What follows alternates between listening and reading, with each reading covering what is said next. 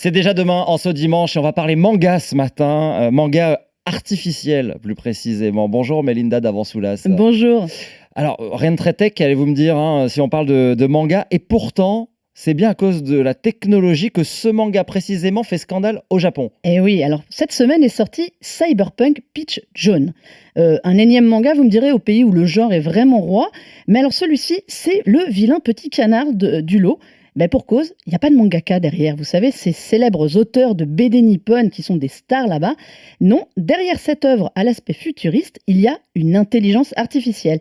Et forcément, ben ça passe pas trop auprès des fans, comme surtout auprès des auteurs. Ouais, ce manga écrit par une intelligence artificielle, qu'est-ce qu'il lui reproche? Alors, à première vue, rien ne différencie ce Cyberpunk Pitch jaune d'un autre manga, sauf que son auteur, qui utilise le pseudonyme de Rootport, a réalisé ce manga d'une centaine de pages en seulement 6 semaines, texte et dessin compris.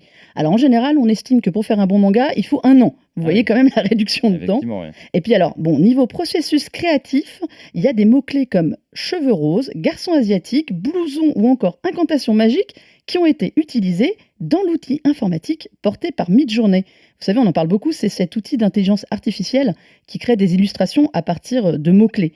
Et bien là, lui, il lui a fallu 1 minute pour Ah récupérer des oui. visuels. Hmm. Donc tout ça pour élaborer des images du héros de l'histoire. Après, il a sélectionné les meilleurs et puis il a conçu son manga. Bon. Est-ce que c'est aussi crédible qu'un vrai manga? Alors, évidemment, c'est là où c'est pas tout à fait ça, parce que c'est beau, c'est rapide, mais il y a encore quelques imperfections, à commencer par le fait que le héros n'a pas tout à fait le même visage d'une vignette à l'autre. Donc là, c'est quand même un C'est petit quand même peu un problème. problématique.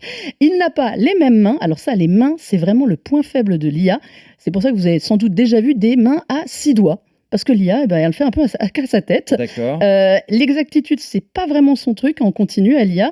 Et l'aspect parfois des proportions, vous savez, dans les mangas, ils aiment bien exagérer les visages, les corps. Bah ça, évidemment, l'IA, elle ne comprend pas ce que c'est et elle ne prend pas en compte que ça peut être utilisé dans un manga et elle ne comprend pas surtout l'humour visuel qu'on peut avoir dans un manga. Donc, scandale au Japon dans la communauté des mangakas, eh ben, qui ont surtout peur pour l'emploi des plus jeunes artistes. Ces artistes qui pourtant seraient amenés à utiliser l'intelligence artificielle.